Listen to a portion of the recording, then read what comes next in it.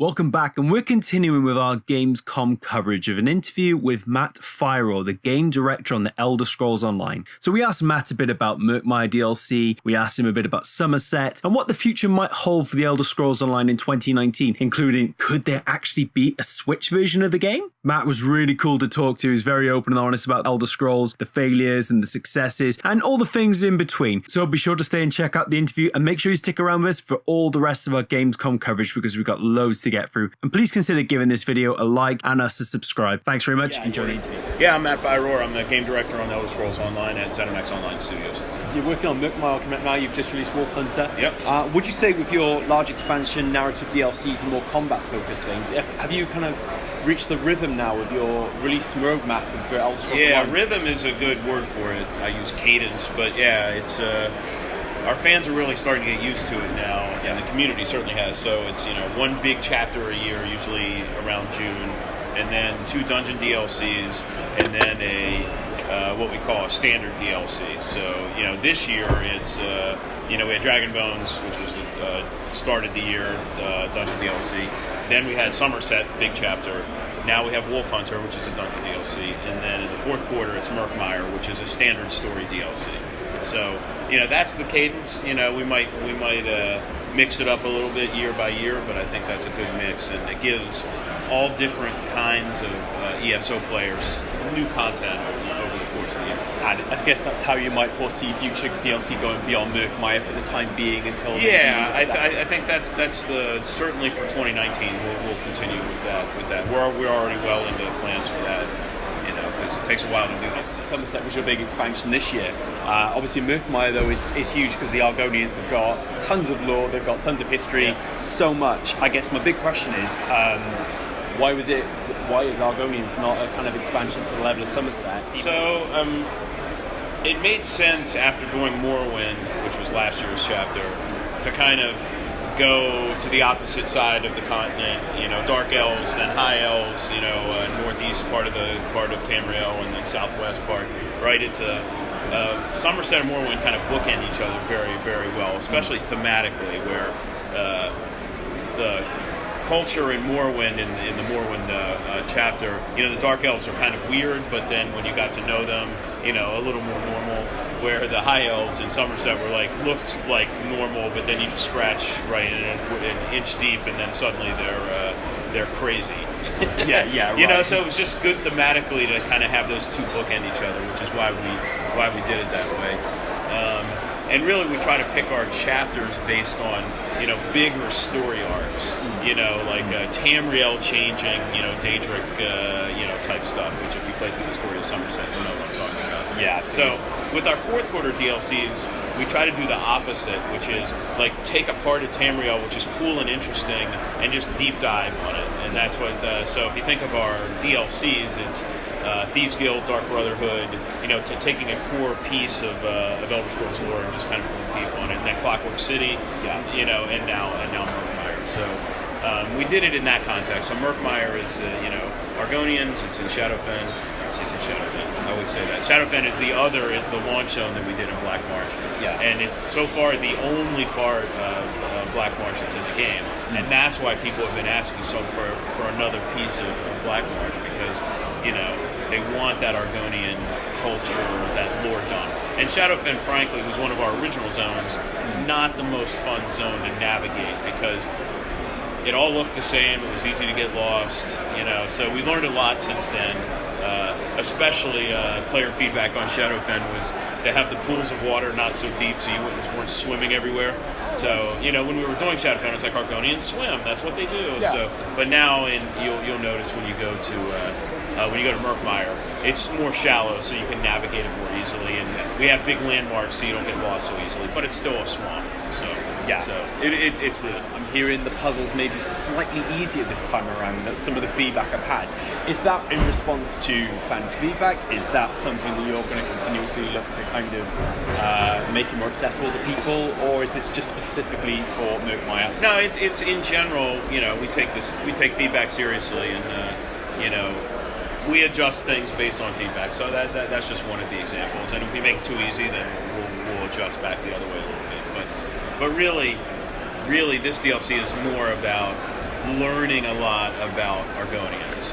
So the story is about kind of the history of. I'm not going to spoil it, but you're searching for Indiana Jones style for for an ancient Argonian artifact, and you learn a lot about Argonians throughout the process, which have never had a huge presence in Elder Scrolls games. Right? They've been in every one, but there's not been a lot of work on them.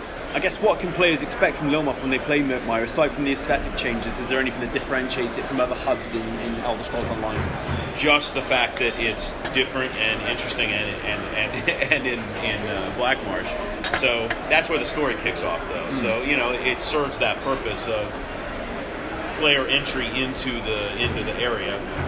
So it's kind of the first Argonian city that you really encounter, or town. Like the ones in Shadowfen were kind of on the border with Morrowind, so there was always kind of a dark elf influence there, a Dunmer influence, or an Imperial influence or something. This is much more traditionally Argonian. Yeah. So you'll notice that right off the bat. Will the Cyrodiilic Collection Agency have a more ongoing role in TESO? Is that sort of, again, specific to the DLC, or is that potentially something that might expand? It's specific to the DLC, but there's no reason why it can't crop up. If you notice, we kind of look and see what fans kind of attach to, and they definitely attach to different ideas and different characters, which is why you see a lot of Stibbons, and you see a lot of Razumdar, and you see a lot, right? Because people love those characters. They love Naryu, and so we love to bring back things that people are familiar with. So yes, if they attach to any part of this, you'll probably see more. And I suppose it could work retroactively as well as ongoing as well. Yeah, because we like to go back and add content into the old zones. We did that with Thieves Guild, Dark Brotherhood, a little bit with Summerset with the Time Breaches, and so we could possibly do that then. I suppose bring up obviously World of Warcraft recently released Battle for Azeroth, and they're 13 years in the business. It's quite impressive how they still do it, to be honest.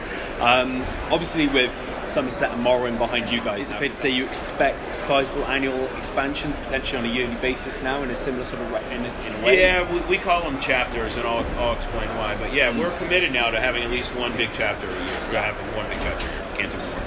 But and then the 3 smaller DLCs. And the reason why we call them chapters, and everyone always laughs at us, they're just expansions, right? And realistically, they are just expansions, but we call them chapters because it's highlighting the fact that ESO is different from all the other games that have expansions, because we're not level based. Yeah. So when you say expansion to any gamer that's played these types of games for a long time, they think, okay, end game content got to be level 120 just to get there, whatever. If you create a new character, you have to grind through 119 levels just to get to the good stuff.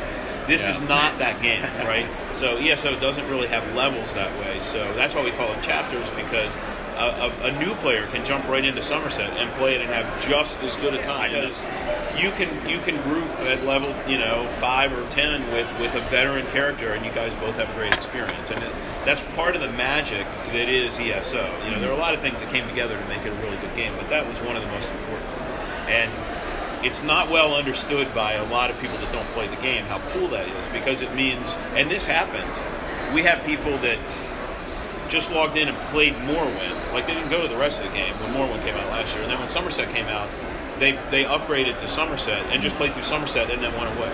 So they're playing it like an annual game, like FIFA, right? It's like FIFA 17, 18, 19, right? They're literally playing it like that, and that's fine. You can do that. Some even created new characters and just had a character for Morrowind and a character for Summerset. Great. Yeah. And if you want to play every day and go all over Tamriel, that's great too, right? So it fits a whole bunch of different gamer types very well. Yeah, absolutely. I think you've definitely, as I say, going back to the rhythm from earlier when we talked about and if you want to drop out and play another game for a while and come back, it's easier with ESO because you don't feel the pressure to keep up with friends that are leveling, because levels just don't matter that much in that sense. I think that's a smart way to go for MMOs for sure, because it caps people out of the game so much, and I think it feels very Elder Scrolls. Yeah, absolutely. Previously, you did have a paid subscription model for TESO. Now you're obviously on TESO Plus.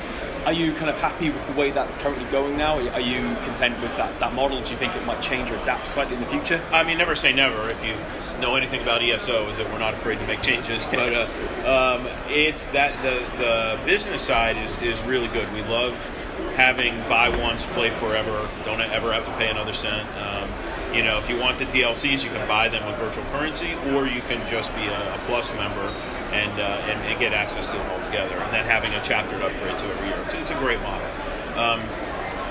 With that being said, we are actually changing ESO Plus in the fourth quarter, which we announced back at QuakeCon, which feels like forever ago. It was only 2 weeks ago, where in essence it's not going to change. It's just you're going to get more crowns per month, up to 1,650 from 1,500, and then we're going to have a system where ESO Plus members get one free item a month. Kind of out of the either new items, and then access to some of the back collection of LTOs and things that non-Plus members won't have access to. So, it's really just keeping it fresh, kind of incenting people to do it, because really to have a good game experience, it helps to have a Plus. But our mantra for all monetization is convenience and customization, right? And ESO Plus is very much convenience, right? You don't have to worry about inventory management so much, because you get more storage and things, but.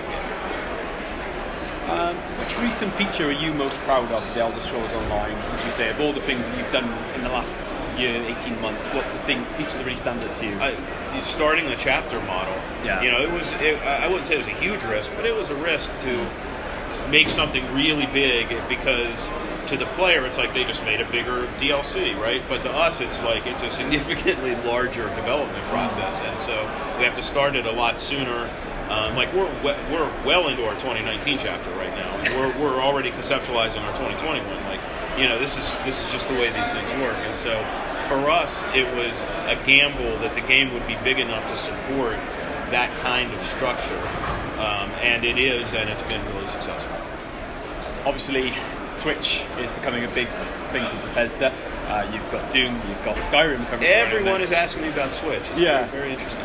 Is that something? Because it's a handheld model, do you think it could work well? And if it did work well, would that be a consideration for you? So we've looked at it. We'd be obviously foolish not to. The thing with Switch is that it's a fantastic device, and it shows once again that graphical fidelity doesn't trump gameplay, because you can have a ton of fun games on there which don't look as good as their PC Patriots, but it's fantastic. I love it as a device, but ESO is far too big of a game to fit on it is the problem. Our footprint alone, just the disk footprint of the game is like 60, 70 gigs, and the limit on Switch is like 16. Yeah. So we would have to cut the game down really significantly to do that, and I don't think it would end up being a good experience. Yeah, I understand. Now that being said, if I was working on a new game starting now, I would definitely think about all platforms and things. It's hard to believe, but ESO was architected from 2008 to 2010. Right, so the world was much different back then, and we just didn't really, obviously we had no idea the Switch was going to happen back then. Yeah. So that was not on our list of priorities. Sadly. I suppose the last question is there anything you can sort of tell us and tease us about future DLC beyond Murkmire, what players might sort of expect? Well, only that we're working on it right now, and it's going to be probably the most ambitious thing we've ever done. Into it. That's great. Thank you so much for your time. I really appreciate it. Thank you very much.